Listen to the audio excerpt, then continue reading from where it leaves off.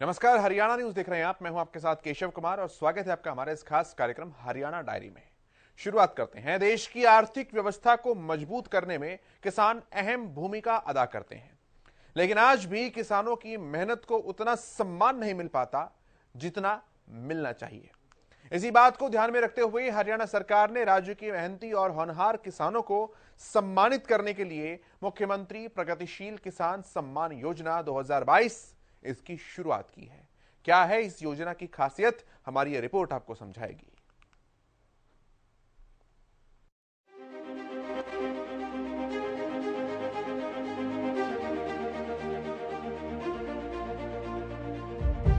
हरियाणा सरकार लगातार किसानों को बढ़ावा दे रही है। खेती किसानी को आगे बढ़ाने और किसानों को प्रोत्साहित करने के लिए योजनाएं चलाई जा रही हैं। एक और नई योजना की शुरुआत हरियाणा सरकार ने की है। हरियाणा सरकार ने मुख्यमंत्री प्रगतिशील किसान सम्मान योजना 2022 की शुरुआत की। इस योजना के तहत प्रदेश की मनोहर सरकार राज्य के मेहनती और होनहार किसानों को सम्मानित करेगी। मुख्यमंत्री प्रगतिशील किसान सम्मान योजना 2022 के तहत उन किसानों को नगद राशि देकर सम्मानित किया जाएगा जो खेती में पानी की बचत, नई तकनीक, एकीकृत कृषि प्रणालियों के माध्यम से बेहतर कार्य कर रहे हैं। हरियाणा सरकार ने मुख्यमंत्री प्रगतिशील किसान सम्मान योजना 2022 को खेती के क्षेत्र में आधुनिक तरीके से बेहतर प्रदर्शन करने वाले किसानों को नगद राशि देकर सम्मानित करने के लिए शुरू किया है। इस योजना के तहत प्रथम पुरस्कार के रूप में एक किसान को 5 लाख रुपए और दूसरे पुरस्कार के रूप में 2 किसानों को 3.3 लाख रुपए दिए जाएंगे, जबकि तीसरे पुरस्कार के रूप में 5 किसानों को 1.1 लाख रुपए नगद में देकर के सम्मानित किया जाएगा। जिला स्तर पर और 4 पुरस्कार 50.5 हजार रुपए के किसानों को दिए जाएंगे। यानी कुल मिलाकर 70 से 75 लाख रुपए हरियाणा सरकार द्वारा इस योजना के माध्यम से किसानों के पुरस्कार के रूप में दिए जाएंगे। मुख्यमंत्री प्रगतिशील किसान सम्मान योजना 2022 के माध्यम से कुछ नया करने वाले किसानों के काम को सम्मान दिया जा रहा है, ताकि राज्य के अन्य किसान भी अधिक से अधिक खेती किसानी में निवेश करने के लिए प्रेरित हो सकें। किसानों को सम्मानित करने के लिए हरियाणा मुख्यमंत्री प्रगतिशील किसान सम्मान योजना का आरंभ। नई तकनीक, पानी की बचत, जैविक खेती से अच्छा प्रदर्शन करने वाले किसानों को सम्मान। हरियाणा सरकार दे रही प्रथम पुरस्कार के रूप में एक किसान को 5 लाख रुपए, द्वितीय पुरस्कार के रूप में 2 किसानों को 3.3 लाख रुपए का सम्मान, तृतीय पुरस्कार के रूप में 5 किसानों को 1.1 लाख रुपए। जिला स्तर पर भी 50-50 हजार के 4 सांत्वना पुरस्कार। किसानों को उनकी कुशलता के आधार पर नगद राशि का पुरस्कार। राज्य के सभी किसान इस योजना के लिए कर सकते हैं आवेदन। सरकार द्वारा निर्धारित की गई कुछ पात्रता मानदंडों को करना होगा पूरा। योजना राज्य में जैविक एवं प्राकृतिक खेती को देगी बढ़ावा। खेती में नए नए शोध को भी मिलेगा बढ़ावा। हरियाणा प्रगतिशील किसान सम्मान योजना के तहत पात्रता। हरियाणा का मूल निवासी हो आवेदक किसान। प्रथम पुरस्कार 10 एकड़ या फिर इससे अधिक के कृषि योग्य भूमि वाले किसान को ही मिलेगा। द्वितीय पुरस्कार के लिए उन किसानों को जिनके पास 5.10 एकड़ भूमि। तृतीय पुरस्कार के लिए चयनित किसान के पास 5 एकड़ भूमि होनी चाहिए। किसानों को मुख्यमंत्री प्रगतिशील किसान सम्मान योजना लाभ लेने के लिए कुछ जरूरी दस्तावेज की आवश्यकता पड़ेगी। जरूरी दस्तावेज: आधार कार्ड, निवास प्रमाण पत्र, खसरा खतौनी, भूमि के कागजात, किसान क्रेडिट कार्ड या किसान विकास पत्र प्रमाण, बैंक विवरण। आपको बता दें कि इस योजना का मुख्य उद्देश्य हरियाणा के मेहनती किसानों को नगद राशि देकर सम्मानित करना है। इस योजना के माध्यम से राज्य के किसानों को 50,000, 1 लाख, 3 लाख और 5 लाख रुपए की सम्मानित राशि दी जाएगी। इस योजना के तहत उन किसानों को सम्मानित किया जाएगा जो खेती के क्षेत्र में नए नए प्रयोग करते हैं और जैविक एवं प्राकृतिक खेती करते हैं। साथ ही कम पानी का उपयोग करके खेती फसल अवशेष प्रबंधन पर ध्यान देते हैं।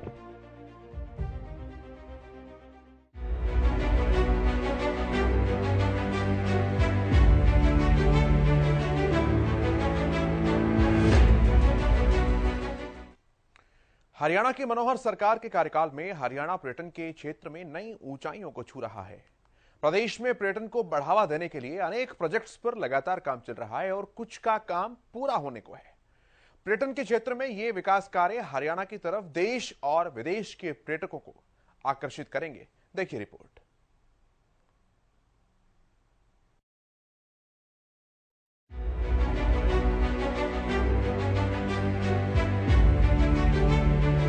हरियाणा की मनोहर सरकार लगातार प्रदेश में पर्यटन को बढ़ावा देने के लिए प्रयासरत है और पिछले 7 सालों में प्रदेश में काफी पर्यटन स्थलों को विकसित करने का काम भी किया गया। एक बार फिर से अब मुख्यमंत्री मनोहर लाल के नेतृत्व में हरियाणा पर्यटन के क्षेत्र में नई ऊंचाइयों को छूने जा रहा है। प्रदेश में पर्यटन को बढ़ावा देने के लिए अनेक प्रोजेक्ट्स पर काम चल रहा है और कुछ का कार्य तो पूरा होने वाला है। पर्यटन के क्षेत्र में ये विकास कार्य हरियाणा की तरफ से देश और विदेश के पर्यटकों को आकर्षित करेंगे। गीता स्थली कुरुक्षेत्र आस्था और पर्यटन का संगम है। पिछले दिनों पवित्र तीर्थ ज्योतिसर में भगवान श्री कृष्ण के विराट स्वरूप की मूर्ति का अनावरण भी किया गया था। अब जल्द ही यहाँ पर 3D प्रोजेक्शन मैपिंग शो भी देखने को मिलेगा। इसका लगभग कार्य पूरा हो चुका है। आने वाले दिनों में इस शो का उद्घाटन किया जाएगा। इसमें महाभारत और श्रीमद् भागवत गीता के जुड़े हुए प्रसंगों को दिखाया जाएगा। इसके लिए अत्याधुनिक तकनीक जैसे augmented reality, holographic image, robotic और ड्रोन आदि का इस्तेमाल किया जाएगा। ज्योतिसर तीर्थ पर पहले भी 2019 से एक लाइट एंड साउंड शो चल रहा है। इसके अतिरिक्त सरकार ने ज्योतिसर तीर्थ के परिक्रमा पथ भी बनवाया है। तीर्थ पर लाइटिंग का कार्य किया गया है और प्राचीन वट वृक्ष की सुरक्षा के लिए दीवार भी तैयार करवाई गई है। कुरुक्षेत्र आध्यात्म का केंद्र है। सरकार इसके विकास पर तत्परता से कार्य कर रही है। पिंजौर में यादवेंद्र गार्डन पूर्व युग के कुशेष गार्डन में से एक है। इसके जीर्णोद्धार के लिए आगा खान फाउंडेशन के साथ समझौता कर लिया गया है। जल्द ही ज्यूरिख से एक टीम हरियाणा पहुंच रही है। उनके साथ बैठक करके इस संबंध में फैसला लिया जाएगा। मोरनी और टिकरताल आदि को ध्यान में रखते हुए होम स्टे पॉलिसी बना दी गई है। आपको बता दें, यमुनानगर में आदिबद्री तीर्थ से जुड़े 52 करोड़ के एक प्रोजेक्ट को केंद्र सरकार के पर्यटन विभाग को भेजा गया है। अगले कुछ दिनों में केंद्र सरकार की एक टीम मूल्यांकन के लिए आदिबद्री पहुंचेगी। इसके अलावा बहादुर सिखों की राजधानी लोहगढ़ में किले के जीर्णोद्धार के लिए परियोजना बनाई गई है। इस पर भी कार्य चल रहा है। तो वहीं झज्जर में उप मुख्यमंत्री दुष्यंत चौटाला ने बताया कि हड़प्पा काल से जुड़ी राखीगढ़ी साइट को पुरातत्व और पर्यटन की दृष्टि से प्रमुख केंद्र बनाने की तैयारी चल रही है। हिस्टोरिकल साइट है राखीगढ़ी और हड़प्पन सिविलाइजेशन की 2 ही साइट थी, मोहनजोदारो और राखीगढ़ी। पाकिस्तान में जो पिछले दिनों फ्लैश फ्लड्स आए उसमें मोहनजोदारो को बहुत ज़्यादा नुकसान हुआ। 500 करोड़ रुपए 2020-21 के बजट में केंद्र सरकार ने प्रदेश की साइट हिस्टोरिकल साइट को डेवलप करने के लिए रखा गया। तो मैंने उनसे आग्रह किया है कि आज सही समय है। जो प्रधानमंत्री जी टूरिज्म को बढ़ावा देने के लिए विजन रखते हैं, अगर राखीगढ़ी को डेवलप टाइमली कर दिया गया, जहां वहाँ जो लोग रहते हैं उनको रीलोकेट प्रॉपरली कर दिया गया, तो एक ऐसा स्टॉप बन जाएगा जहां दुनिया टूरिज्म के तौर पे विजिट करने भी आएगी और हिस्टोरिकल स्टडी में हरियाणा को उसका महत्व भी मिलेगा। इसके अलावा मनोहर सरकार फरीदाबाद के सूरजकुंड में एक अतिरिक्त मेला लगाने पर विचार कर रही है। इस संबंध में हरियाणा सरकार ने केंद्र सरकार के संस्कृति मंत्रालय से बातचीत की। जल्द ही सूरजकुंड में एक अतिरिक्त मेला लगाने का कार्य किया जाएगा। मनोहर सरकार पर्यटन को बढ़ावा देने के लिए लगातार प्रयासरत है। पर्यटन से जुड़े जितने भी प्रोजेक्ट चल रहे हैं, इस संबंध में विभाग को उन्हें पूरा करने के सख्त निर्देश दिए गए हैं। समय समय पर इनका मूल्यांकन भी किया जा रहा है।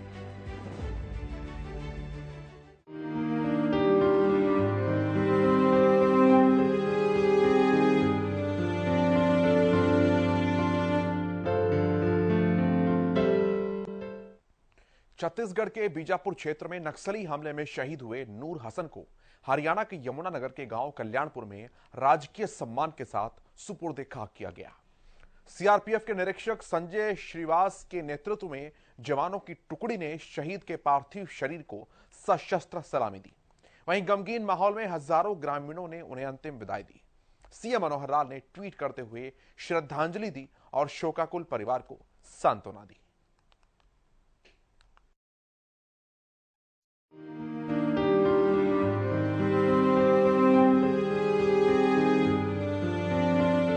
हरियाणा की माटी के लाल और यमुनानगर के गांव कल्याणपुर के बेटे नूर हुसैन छत्तीसगढ़ नक्सली हमले में शहीद हो गए। मंगलवार देर शाम शहीद का पार्थिव शरीर उसके गांव कल्याणपुर लाया गया। पार्थिव शरीर के साढौरा आते ही शहीद के सम्मान में कई गांवों ने तिरंगा यात्रा निकाली, जिसमें आसपास के गांवों के हजारों युवा शामिल हुए। हजारों लोगों ने नम आंखों से शहीद को अंतिम विदाई दी। राजकीय सम्मान के साथ शहीद को अंतिम विदाई दी गई और सुपुर्द खाक किया गया। इस दौरान जिला प्रशासन, राजनेताओं, ग्रामीणों के साथ हजारों लोग अंतिम विदाई के गवाह बने। आपको बता दें कि 42 साल के नूर हुसैन सीआरपीएफ में सिपाही के पद पर तैनात थे। नूर हुसैन के नेतृत्व में सीआरपीएफ की एक टुकड़ी नक्सल प्रभावित छत्तीसगढ़ के गांव बीजापुर में गश्त कर रही थी। इसी बीच झाड़ियों में छिपे नक्सलियों ने जवानों पर फायरिंग कर दी। इसमें नूर हुसैन के अलावा उनके 2-3 साथी भी घायल हो गए, लेकिन गोली लगने के कारण नूर हुसैन वीर गति को प्राप्त हो गए। इस घटना से परिवार सदमे में है, लेकिन परिवार गर्व भी कर रहा है कि वो देश के लिए शहीद हो गए। उनके बेटे को फोन आया कि आपके फादर को ऐसे ऐसे गोली लग गई है। वो जो बच्चा था वो भी +2 में पढ़ता है, तो जैसे वो फोन करते करते छत पे चला गया। फोन सुन तो वहीं गिर गया। ये अच्छे इंस्ट्रक्टर थे वैसे, बताते हैं J&K से ना, J&K से इनको वहाँ लगाया था छत्तीसगढ़ में। अभी 5 तारीख को यहाँ से गए थे छुट्टी काट के, 1 महीने की पोस्टिंग में गए जैसे। तो वहाँ जब ये गए, तब ये लीड कर रहे थे, इनके साथ 4-5 आदमी होते हैं जैसे वहाँ से बताया गया हमें, तो ज़्यादा नॉलेज नहीं खैर। और ये हौलदार थे जी, तो ये उनसे 10 मीटर आगे थे लीडिंग करते हुए जी। तो जब ये या तो ये कहीं नीचे गिरे या हुआ है, फायरिंग हुई है एकदम। बताते हैं कि वहाँ पे नक्सलवाद ज़्यादा है, फायरिंग का पता नहीं कब कहाँ से फायरिंग आ जाए। तो जो पिछले लोग थे उन्होंने या तो पोजीशन ली है, नीचे बैठ गए हैं, गोली इसको लगी है, क्रॉस फायरिंग भी हुई है। इसको बाकी दौड़ने से पता चलेगा, कहते हैं कि गोली यहाँ लगी है मुँह में कहीं डायरेक्टली। तो उसके बाद तो फिर जो वो बताते रहे हैं, गाँव के हमारे यहाँ तीसरा शहीद है जी ये। हम तो चाहते हैं गिरमा ले चलो, अब जो उसका तो होगा अच्छी बात है, हमें गर्व तो है इस बात का कि वो शहीद हो गया हमारे देश के लिए जी। बट जो लॉस है वो तो मॉनेटरी लॉस भी है, उसको फैमिली का लॉस भी है। अगर उसके बच्चे को जॉब मिल जाती है, कहीं वो भर्ती हो जाता है, ताकि वो कुछ तो उसकी माँ या उसका बच्चा कुछ तो भूल जाएगा ना अपने दिन। चाहते हैं कि वो भी इसी आर्मी में, वो भी इसी आर्मी में जी। और मेरे ख्याल तो वैसे ही वो तो पहले से ही तैयारी कर रहा है बच्चा। देखो जी, दोनों माहौल है जी, गमी का माहौल है, खुशी का माहौल है जी। वहाँ देख तो देश के लिए कुर्बान होया लड़का, एक तो एक खुशी है जी, और एक परिवार में से एक आदमी गया, एक थोड़ा परिवार को गम भी है इस बात का जी। बड़ा तो गौरव जो भारत माता की इन्होंने सेवा की, भारत माता की के लिए कुर्बान है, सबसे बड़ा गर्व है जी। देश के लिए भी, गांव के लिए भी, डिस्ट्रिक्ट के लिए भी। ये हमारे गांव की तीसरी शहादत है जी। छत्तीसगढ़ में नक्सली हमले के दौरान शहीद हुए केंद्रीय रिजर्व पुलिस फोर्स के जवान नूर हुसैन को मुख्यमंत्री मनोहर लाल ने श्रद्धांजलि दी और शोकाकुल परिवार को सांत्वना दी। मुख्यमंत्री मनोहर लाल ने ट्वीट करते हुए लिखा कि छत्तीसगढ़ में मां भारती की रक्षा करते हुए नक्सली हमले में शहीद हुए यमुनानगर के गांव कल्याणपुर के सीआरपीएफ जवान नूर हुसैन जी को विनम्र श्रद्धांजलि। प्रभु उनकी आत्मा को शांति प्रदान करें। दुख की इस घड़ी में मेरी शोक संवेदना उनके परिजनों के साथ है। गौरतलब है कि शहीद नूर हुसैन की ड्यूटी छत्तीसगढ़ के बीजापुर में थी। ड्यूटी के दौरान नक्सलियों ने उनकी टुकड़ी पर हमला कर दिया, जिस दौरान नूर हुसैन को गोली लगी और वो शहीद हो गए।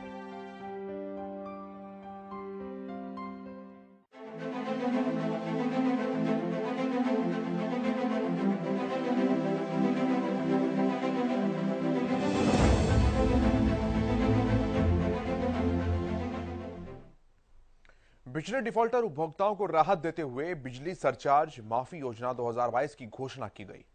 इसके तहत ऐसे उपभोक्ता अपनी बकाया मूल राशि का भुगतान एक मुश्त या फिर 3 किश्तों में कर सकते हैं। इसकी घोषणा मुख्यमंत्री मनोहर लाल ने चंडीगढ़ में की है। इस योजना के तहत न केवल बिल उपभोक्ताओं को सरचार्ज से छुटकारा मिलेगा, बल्कि मूल राशि पर भी 5% की छूट दी जाएगी। देखिए रिपोर्ट।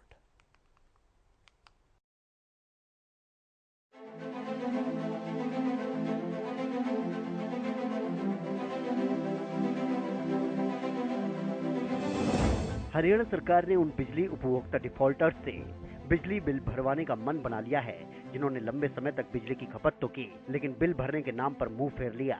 ऐसे में सरकार बिजली सरचार्ज माफी योजना लेकर आई है, जिसके तहत बिजली उपभोक्ता डिफॉल्टर्स को सरकार की तरफ से काफी राहत दी गई है। बिजली वितरण निगम द्वारा सरचार्ज माफी योजना 2022 को शुरू करते हुए नोटिफिकेशन जारी कर दी गई है। 30 नवंबर तक बकाया बिजली बिल एक मुश्त जमा कराने पर सरचार्ज माफ हो जाएगा। एक मुश्त राशि जमा करवाने पर मूल राशि पर 5% की अतिरिक्त छूट भी मिलेगी। 3 किस्तों में भी बिजली बिल जमा करवा सकते हैं। जिनके बिल विवाद के मामले में न्यायिक फोरम में चल रहे हैं। यमुनानगर जिले के सुपरिटेंडेंट इंजीनियर यशवीर सिंह ने स्कीम के बारे में बारीकी से बताया। जी नमस्कार। बेसिकली सरचार्ज वेवर स्कीम है ये, जो डिपार्टमेंट ने थ्रू सरकार अभी इनिशिएट की है। इस स्कीम का मुख्य ध्येय जो कंज्यूमर हमारा डिफॉल्टर हो गया है उसको मुख्य धारा में लेके आने का है, और जो कंज्यूमर ऑलरेडी एग्जिस्टिंग कंज्यूमर है निगम का, उस कंज्यूमर को बेनिफिट किसी वजह से वो अगर बिल ना जमा करवा पाया टाइम से, तो उसको सरचार्ज का बेनिफिट दे के उसको रिलीफ देने का मुख्य ध्येय है सरकार का इस स्कीम के थ्रू। अभी तक कितने उपभोक्ताओं ने सर इस स्कीम का फायदा उठाया है? इस स्कीम में अभी स्टार्टिंग ही हुई है, तो अभी तक अराउंड 350 के आसपास कंज्यूमर ऐसे हैं जिन्होंने स्कीम का बेनिफिट लिया है। स्टार्ट अभी स्लो है, लेकिन ये है कि अब जैसे जैसे स्कीम आगे बढ़ती जा रही है, तो अब सारी लिस्टें हमारी प्रिपेयर कर चुके हैं हम लोग, अलॉन्ग विद द बेनिफिट जो कंसर्न कंज्यूमर को जाएगा सरचार्ज वेव ऑफ का। उस लिस्ट के साथ में कंसर्न एसडीओज को, एक्सचेंज को डायरेक्शंस दे दी गई हैं कि वो अपने फील्ड के अंदर दरबार ऑर्गेनाइज करके थ्रू मीडिया इसको एडवर्टाइज करें, थ्रू एडमिनिस्ट्रेशन एडवर्टाइज करें, और मैक्सिमम बेनिफिट लोगों को, जो मैक्सिमम नंबर ऑफ कंज्यूमर को इसमें इंक्लूड करके मैक्सिमम बेनिफिट लोगों को दिया जाए। जिले में डिफॉल्टर्स बिजली उपभोक्ताओं की लिस्ट भी तैयार की गई है। शहरी क्षेत्र के मुकाबले ग्रामीण इलाकों में बिजली बिल न भरने वाले उपभोक्ताओं की तादाद ज्यादा है। शहरों में 3000 तो ग्रामीण इलाके में 4000 लोगों के बिल पेंडिंग हैं, जो लंबे समय से अटके पड़े हैं। जिस उपभोक्ता का कनेक्शन कटने के बाद बिजली चोरी का केस दर्ज है, वो इस योजना का लाभ नहीं ले सकता। योजना केवल 3 महीने की अवधि के लिए ही लागू होगी। इसमें अर्बन कंज्यूमर जो कि अराउंड 30,000 के आसपास हैं, और रूरल कंज्यूमर, रूरल डोमेस्टिक के जो कंज्यूमर है 40,000 के आसपास कंज्यूमर्स हैं। सरकारी विभाग भी हैं, कौन कौन से विभाग हैं जिन्होंने बिल नहीं भरे हैं, उसका फायदा उठा सकते हैं? म्यूनिसिपल कॉर्पोरेशन से लेकर कुछ गवर्नमेंट डिपार्टमेंट्स हैं जिनके पेंडिंग है, तो उनको नो डाउट इसमें पूरी तरह से सरचार्ज वेव ऑफ का बेनिफिट मिलेगा। तो किस तरह भर सकते हैं? स्कीम कितनी किस्तें में भर सकते हैं? कैसे फायदा उठा सकता है उपभोक्ता? वन टाइम अगर कोई इसको अमाउंट को अगर कोई भरता है, तो उसके अमाउंट के ऊपर आपको 5% का बेनिफिट है। अगर कोई कंज्यूमर इंस्टॉलमेंट में चाहेगा तो उसको इंस्टॉलमेंट में बेनिफिट दिया जाएगा, बट उस केस में फिर 5% का बेनिफिट उसको नहीं मिलेगा, और सरचार्ज वेव ऑफ उसका आखिरी इंस्टॉलमेंट पूरी होने के बाद ही किया जाएगा। अगर वो इंस्टॉलमेंट पूरी तरह से जमा नहीं करवाता है, तो उस केस में फिर वो इस स्कीम का बेनिफिट नहीं ले पाएगा। इन केस अगर 6 किस्तें उसमें 3 भर दी हैं और 3 नहीं भरी है, तो क्या उसको पूरा भरना पड़ेगा या फिर 3 किस्तें ही भरनी पड़ेगी अगर बीच में रुक जाती है वो किस्त? अगर स्कीम का अगर वो आगे पूरी इंस्टॉलमेंट नहीं भरता, तो उसको स्कीम का बेनिफिट नहीं मिल पाएगा। अगर वो इंस्टॉलमेंट पूरी भर देता है, तो उस केस में उसको मिलेगा। हरियाणा की मनोहर सरकार ने घरेलू, सरकारी, कृषि और अन्य डिफॉल्टर्स बिजली उपभोक्ताओं को राहत देते हुए बिजली सरचार्ज माफी योजना 2022 की शुरुआत की थी। बिजली वितरण निगम द्वारा सरचार्ज माफी योजना 2022 शुरू करते हुए नोटिफिकेशन जारी किया गया है। इसके तहत 30 नवंबर तक उपभोक्ता बकाया बिजली बिल एक मुश्त जमा कर सकते हैं और उनका सारा सरचार्ज माफ कर दिया जाएगा। वहीं एक मुश्त राशि जमा करवाने पर उपभोक्ताओं को मूल राशि पर 5% की अतिरिक्त छूट भी दी जाएगी। जिन उपभोक्ताओं के कनेक्शन 31 दिसंबर 2021 तक और बाद में काटे गए, वो सभी उपभोक्ता योजना का लाभ उठाकर अपने कनेक्शन ले सकते हैं। योजना का लाभ राज्य के सभी निजी, कृषि व सरकारी, नगर पालिका और ग्राम पंचायत के उपभोक्ताओं को मिलेगा। तो वहीं बकायादार उपभोक्ता अपनी बिजली बिल की मूल राशि का एक हिस्सा जमा करके अपना बिजली कनेक्शन चालू करवा सकता है। शेष राशि को लगातार 6 किस्तों में मूल भुगतान के साथ साथ वर्तमान बिजली बिल का भी भुगतान करना होगा। ये योजना शहरी व ग्रामीण सभी व्यक्तिगत, घरेलू और कृषि श्रेणियों के उपभोक्ताओं के लिए भी लागू होगी। उपभोक्ता आगामी 6 बिल लगातार जमा नहीं करवाता तो उसका फ्रीज किया गया सरचार्ज वापस बिल में जोड़ दिया जाएगा और उपभोक्ता को स्कीम से बाहर कर दिया जाएगा। बिजली बिल सरचार्ज माफी योजना से सरकार का लक्ष्य न सिर्फ उपभोक्ताओं का आंकड़ा बताना है, बल्कि ऐसे उपभोक्ताओं को बूस्ट करना है जो किसी कारणवश बिजली का बिल नहीं भरना चाहते। इससे न सिर्फ सरकार का रेवेन्यू बढ़ेगा, बल्कि बिजली उपभोक्ताओं तक ये संदेश जाएगा कि आप बिजली का इस्तेमाल करोगे तो बिल तो भरना पड़ेगा ही।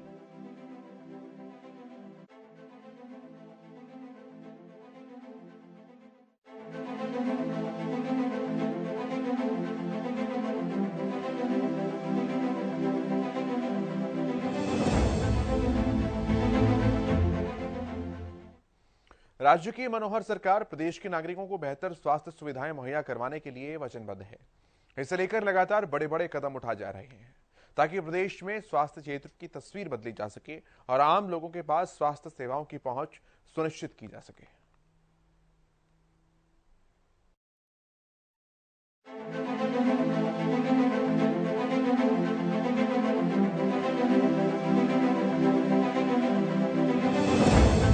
हरियाणा में मुख्यमंत्री मनोहर लाल के कार्यकाल के दौरान पिछले 8 सालों में स्वास्थ्य क्षेत्र में हरियाणा की तस्वीर पूरी तरह से बदल गई है। मुख्यमंत्री के कुशल नेतृत्व में राज्य सरकार ने प्रदेश के हर जरूरतमंद व्यक्ति तक मूलभूत आवश्यकताओं जैसे शिक्षा, स्वास्थ्य सेवाओं की पहुंच सुनिश्चित की है। स्वास्थ्य क्षेत्र में पिछले 8 वर्षों में हरियाणा ने जिस गति से प्रगति की है वो अपने आप में उल्लेखनीय है।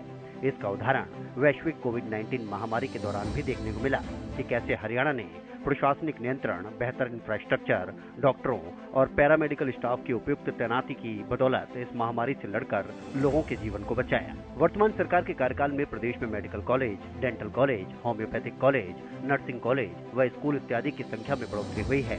साल 2014 में प्रदेश में 7 मेडिकल कॉलेज थे और MBBS की सीटें केवल 700 थी। वर्तमान सरकार के कार्यकाल के दौरान 6 मेडिकल कॉलेज और खोले गए और आज MBBS सीटों की संख्या बढ़कर 1735 हो गई है। प्रत्येक व्यक्ति, विशेषकर जरूरतमंदों को स्वास्थ्य सुविधाओं का लाभ मिले, इसी ध्येय के साथ राज्य सरकार आगे बढ़ रही है। मनोहर सरकार स्वास्थ्य सुविधाओं को लगातार सुदृढ़ बना रही है। प्रदेश में एक मेडिकल यूनिवर्सिटी की स्थापना की जा रही है।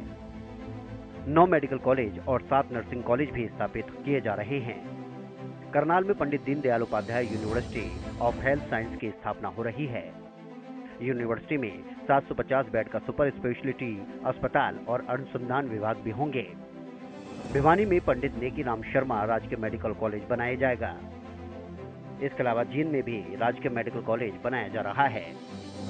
इसके अलावा फरीदाबाद के छायसा में अटल बिहारी वाजपेयी राजकीय मेडिकल कॉलेज, नारनौल के कोरियावास में गवर्नमेंट मेडिकल कॉलेज एवं अस्पताल, कैथल, सिरसा और यमुनानगर में राजकीय मेडिकल कॉलेज, गुरुग्राम में गवर्नमेंट मेडिकल कॉलेज एवं अस्पताल और करनाल में कल्पना चावला राजकीय मेडिकल कॉलेज बना है। इसके अलावा रेवाड़ी में एम्स बनाया जा रहा है। साथ ही फरीदाबाद, रेवाड़ी, कैथल, कुरुक्षेत्र और पंचकुला में 6 नर्सिंग कॉलेज खोलने की योजना तैयार की गई है। साथ ही आयुष्मान भारत योजना के तहत हरियाणा के 22 लाख परिवारों को इसका लाभ मिलेगा। लगभग 194 करोड़ रुपए की लागत से 6 नर्सिंग कॉलेज बनेंगे। घोषणा के अनुरूप इन सभी जिलों में बनाए जा रहे कॉलेजों का कार्य 85 से 88% तक पूरा हो चुका है और जल्द ही ये बनकर तैयार हो जाएंगे। इसके अलावा जींद के सफीदों में नर्सिंग कॉलेज के भवन के निर्माण के लिए भूमि खरीदने सहित अन्य प्रक्रियाएं पूरी हो चुकी हैं। जल्द ही इसका कार्य भी शुरू हो जाएगा। दरअसल राज्य सरकार प्रदेश के नागरिकों को बेहतर स्वास्थ्य सुविधाएं मुहैया करवाने के लिए वचनबद्ध है। प्रदेश सरकार अधिक से अधिक गरीब परिवारों को आयुष्मान भारत योजना का लाभ मुहैया करवाने के लिए BPL परिवारों को वार्षिक आमदनी सीमा को बढ़ाकर 1,80,000 रुपए कर चुकी है। केंद्र सरकार के मापदंडों के मुताबिक हरियाणा में 15.5 लाख परिवार इस योजना में कवर हो गए थे, लेकिन हरियाणा सरकार ने योजना का दायरा बढ़ाया, जिसके कारण अब प्रदेश के 22 लाख परिवारों को इस योजना का लाभ मिलेगा। इन सब परिवारों को आयुष्मान भारत योजना के तहत 5 लाख रुपए तक की निःशुल्क चिकित्सा सुविधा मुहैया करवाई जाएगी। इन सभी योजनाओं से हरियाणा स्वास्थ्य सुविधाओं में मील का पत्थर साबित होगा। तो में से लगभग 3 लाख नए परिवार जिनको अभी तक आयुष्मान कार्ड नहीं बना था, अभी तक 10.5 लाख परिवार हमारे ऐसे थे जिनको आयुष्मान कार्ड मिला हुआ है। आज 3 लाख परिवारों का और हमने पुश किया है डाटा। जैसा पुश करने के बाद केंद्र सरकार के उस वेबसाइट के ऊपर वो चढ़ेगा, उन 3 लाख परिवारों को गोल्डन कार्ड, ये जो आयुष्मान कार्ड है, ये और मिल जाएगा। आयुष्मान भारत तीसरी योजना, ये भी जैसा हमने कहा कि 1,80,000 से नीचे की आय के जो परिवार हैं वो सब अब इसमें एंटाइटलमेंट हो गई है। अभी तक 10.5 लाख परिवारों को, कोई 28 लाख इंडिविजुअल्स को ये आयुष्मान भारत के कार्ड दिए गए थे। आज 3 लाख नए परिवार जो 1,80,000 से नीचे जिनका वेरिफिकेशन हो गया है और 1 से नीचे हैं, 3 लाख नए परिवारों को भी आयुष्मान कार्ड के लिए डाटा जो है वो अपलोड कर दिया गया है। बहुत जल्दी इनको ये आयुष्मान कार्ड भी मिल जाएंगे। लेकिन मुझे लगता है कि 10.5 और 3 13.5 के बाद लगभग 15 लाख परिवार और होंगे जो हमारे अनुमान से 1,80,000 से नीचे निकलेंगे।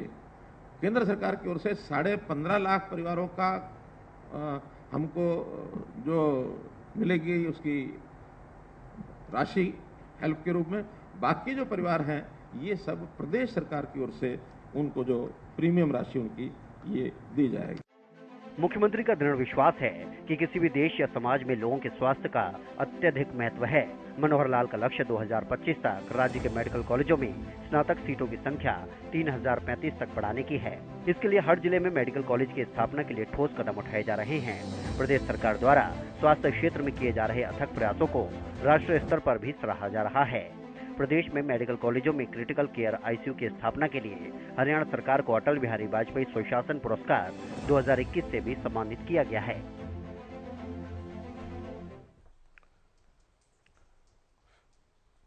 और हरियाणा डायरी में आज इतना ही। नमस्कार।